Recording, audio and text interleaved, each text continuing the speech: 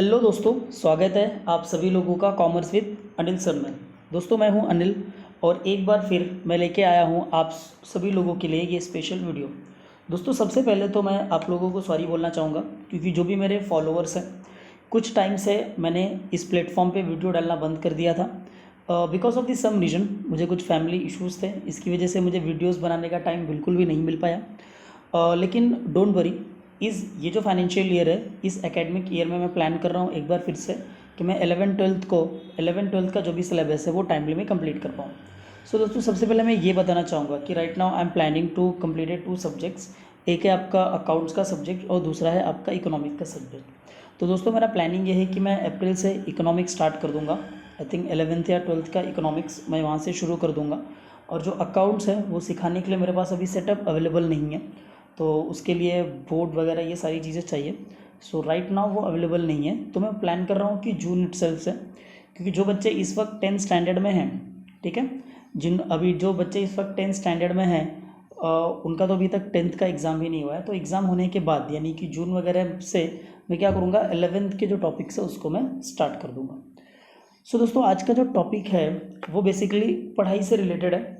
कोई सिलेबस नहीं, ये कोई एकेडमिक ईयर का नहीं है, but it is relevant to your study. So आज हम पढ़ने वाले दोस्तों अप्रोच टू लर्निंग, यानी कि अगर आपको कोई भी चीज़ सीखनी है या कोई भी सब्जेक्ट आपको सीखना है तो उसके लिए आपकी अप्रोच क्या होनी चाहिए, ठीक है। सो वन बाय वन मैं एक एक पॉइंट उठाऊंगा और एक एक पॉइंट को एक्सप्लेन करूंगा। दोस्तों ये सारी चीज़ें जो भी हैं, जो भी पॉइंट्स मैं यहाँ पे एक्सप्लेन कर रहा हूँ, ऐसा नहीं कि आज मैंने एक्सप्लेन कर दिया, आपने वीडियो देख लिया और आपके अंदर वो चीज़ इवॉल्व हो जाएगी। डे बाय डे आपको इसकी प्रैक्टिस करना पड़ेगा, right. Day by day you have a practice, right. अगर आप प्रैक्टिस नहीं करते हो तो ये सारी चीज़ें आपकी समझ में नहीं आने वाली हैं। तो सबसे पहले तो मैं ये बताना चाहूँगा कि ये वीडियो मैंने क्यों लाया। देखो गाइज, इसके पीछे का रीज़न ये है कि कोई भी हो, हमें सब यही कहते हैं कि पढ़ाई करो पढ़ाई करो, इस एज में पढ़ाई करते रहो, लेकिन कोई ये नहीं बताता कि पढ़ाई कैसे करें, ठीक है।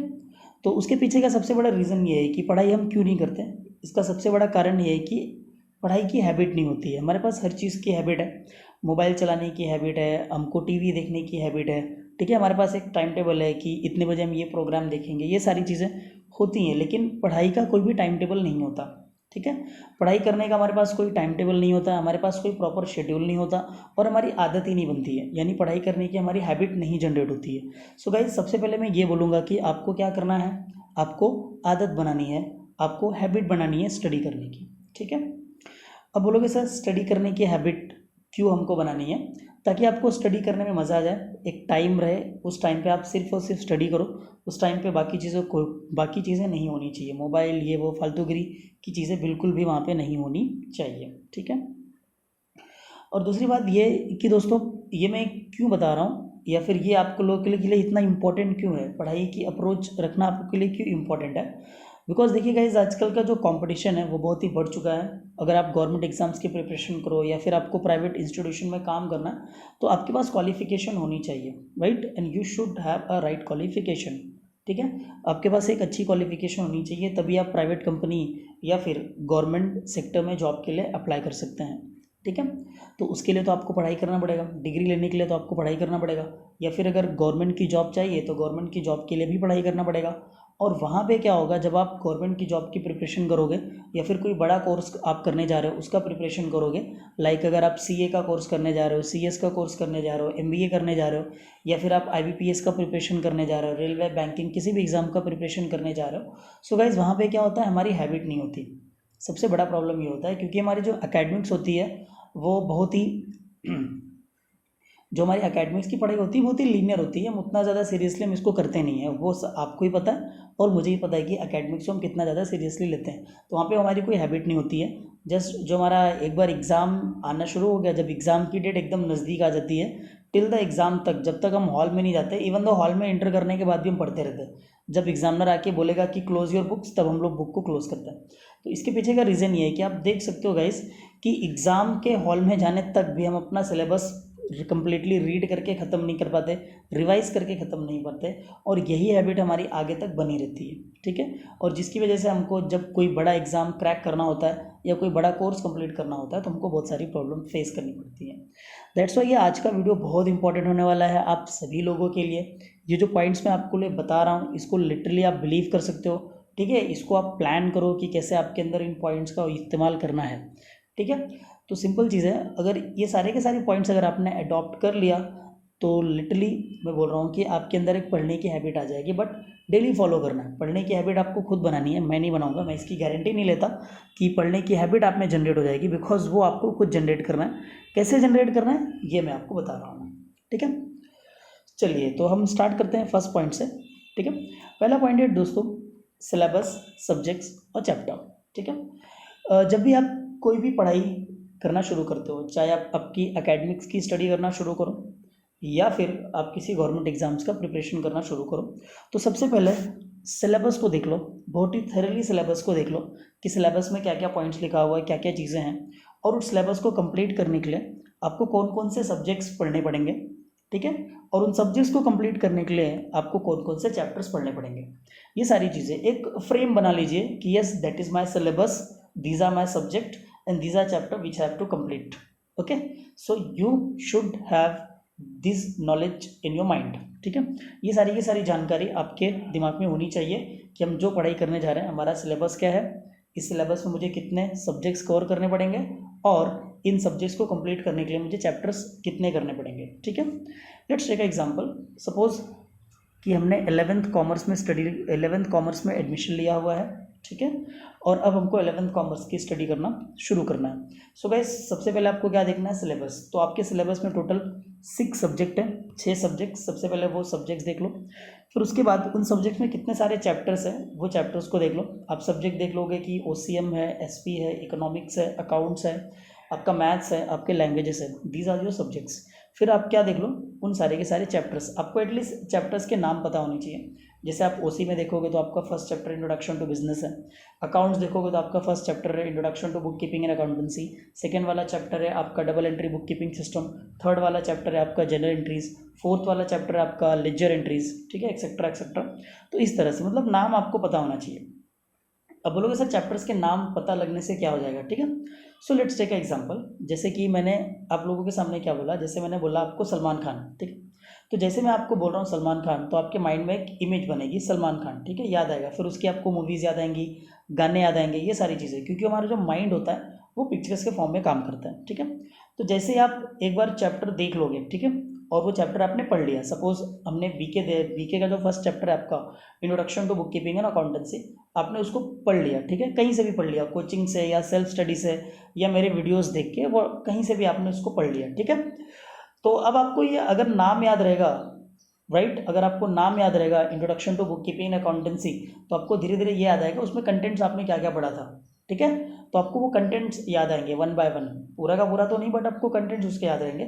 सो इससे आपकी मेमोराइज करने में बहुत ज़्यादा आसानी हो जाती है। सो दैट्स वाई मैं आपको क्लियरली बोल रहा हूँ कि आपको क्या करना है, सिलेबस, सब्जेक्ट्स एंड चैप्टर, ठीक है। मुझे लगता है आप लोगों को पहला पॉइंट क्लियर हो रहेगा, ठीक है।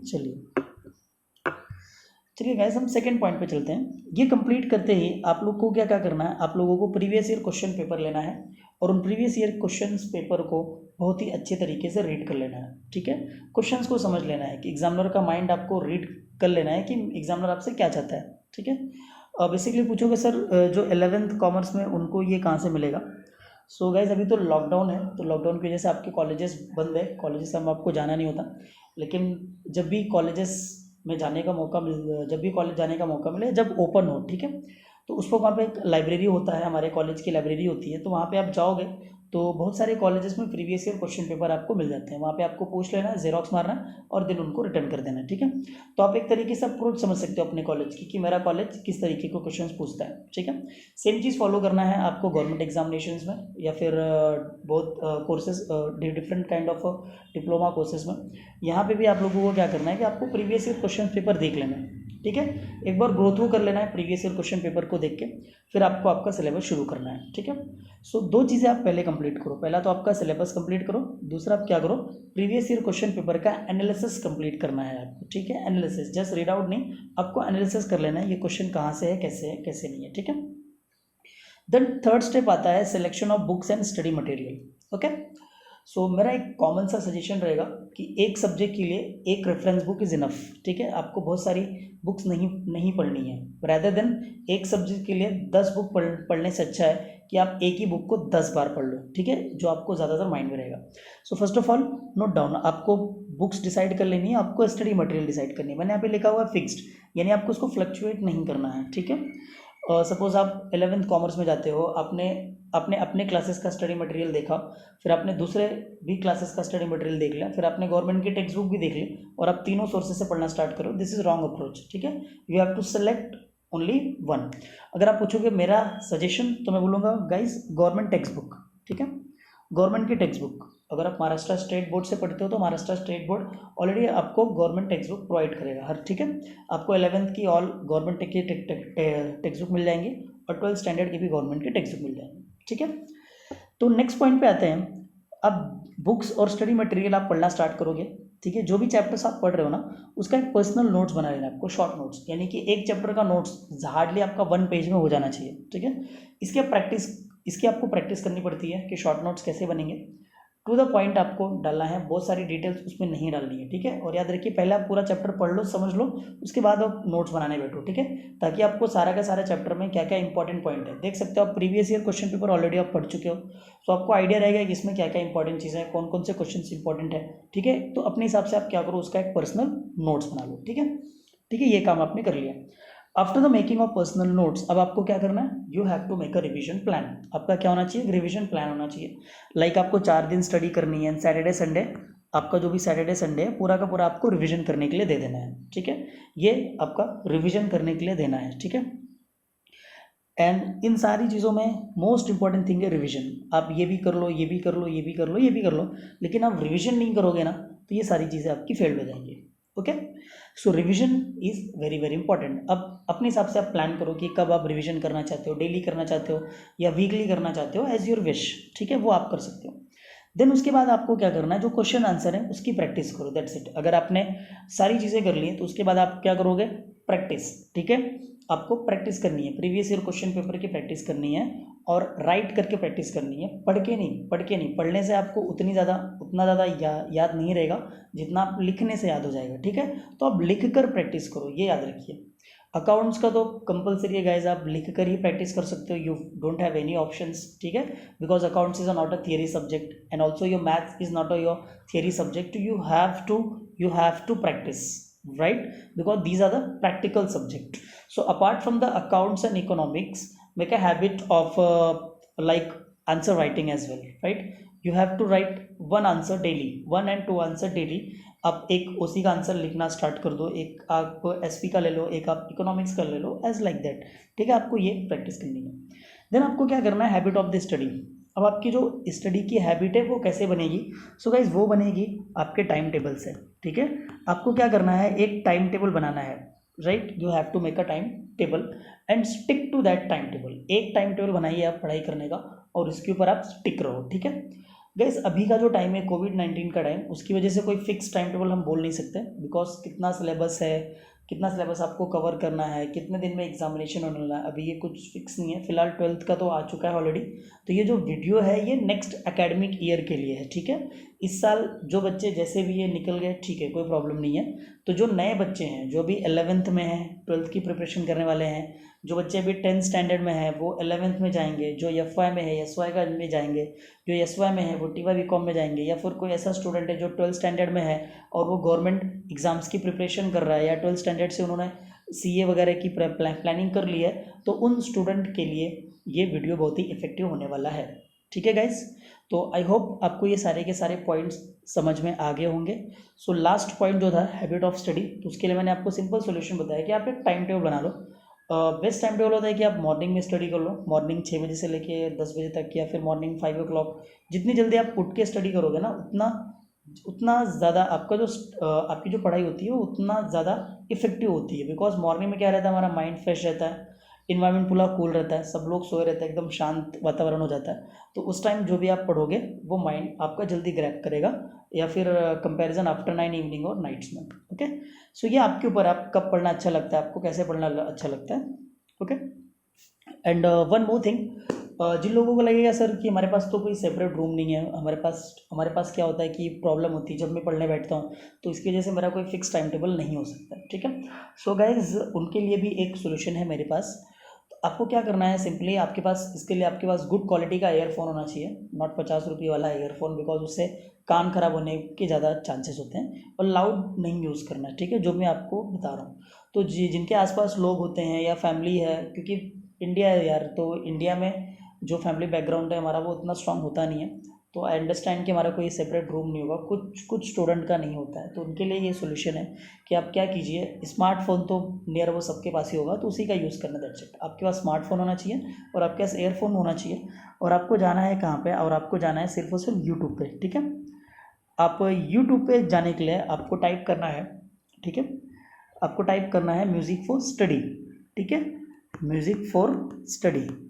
तो जो म्यूज़िक फॉर स्टडी होता है ना, उसमें गाइस सिर्फ और सिर्फ इंस्ट्रूमेंट बजेगा, उसमें कोई लिरिक्स नहीं होते, ठीक है। It is just a instrument, वहाँ पे इंस्ट्रूमेंट बजेगा। आपको जो भी फेवरेट लगता है, एक दो तीन जो भी है, दो चार आप प्ले करके देख लो, जो भी आपको अच्छा लगेगा फिर वो आप डाउनलोड कर लो, और 1 घंटे 1.5 घंटे का, ठीक है, आप डाउनलोड कर लो, 1 आवर का या 1.5 घंटे का। और जो भी आपको अच्छा लगे, फिर आप क्या करो, जब भी पढ़ने बैठोगे आपके आसपास शोर हो रहा है, तो आप क्या करो, बुक रखो, मोबाइल फ़ोन रखो, और ईयरफोन लगा के वो म्यूज़िक सुनते रहो, तो आपके जो आसपास आवाज़ भी हो रही है तो आपको डिस्ट्रैक्शन नहीं होगा, और आप क्या कर सकते हो, फ्रीली आप अपनी स्टडी कंप्लीट कर सकते हो। Okay guys, so I hope ये सारी की सारी चीज़ें आपको समझ में आ गई रहेंगी। गाइस, अगर आपको कोई और भी डाउट है तो आप मुझे कमेंट सेक्शन में पूछ सकते हो। And one more thing guys, कि ये वीडियो जो है, जिन लोगों का फाइनेंशियल ईयर कंप्लीट हो गया है, तो अगर वो फर्दर क्लास में जाएंगे तो उनके लिए भी ये फॉलो होता है, यानी कि it is good for everyone. Okay, अब डिपेंड करता है कि आप कितने लोग इस चीज़ को फॉलो कर रहे हैं। और गाइज, मेरे वीडियोस कब आएंगे या मैं रेगुलर वीडियोस कब बनाऊंगा, तो मैं प्लान कर रहा हूँ बहुत ही जल्द। अभी स्टार्ट तो मैं इकोनॉमिक्स से शुरू करने वाला हूँ, तो इकोनॉमिक्स एंड अकाउंट्स में 2 ही सब्जेक्ट कंप्लीट करूँगा पहले तो। और इस बार मैं ऐसा प्लान कर रहा हूँ कि मेरे साथ और भी एजुकेटर्स जुड़े, ठीक है। 2-3 महीना मुझे टाइम लगेगा पूरा का पूरा जो टेक्निकल सेटअप है, बिकॉज गाइज अभी का जो आप ये सेटअप है, ये आप देख सकते हो, इतना ज़्यादा इफेक्टिव सेटअप है नहीं। सो दैट्स वाई मैं प्लान कर रहा हूँ कि कुछ और बेटर कर पाऊँ आप लोगों के लिए, ठीक है। सो वेट गाइज, फॉलो करते रहो, ठीक है, चैनल को आप सब्सक्राइब करो, लाइक करो मेरे वीडियोस को, ठीक है। तो मिलते हैं नेक्स्ट लेक्चर में। Thank you.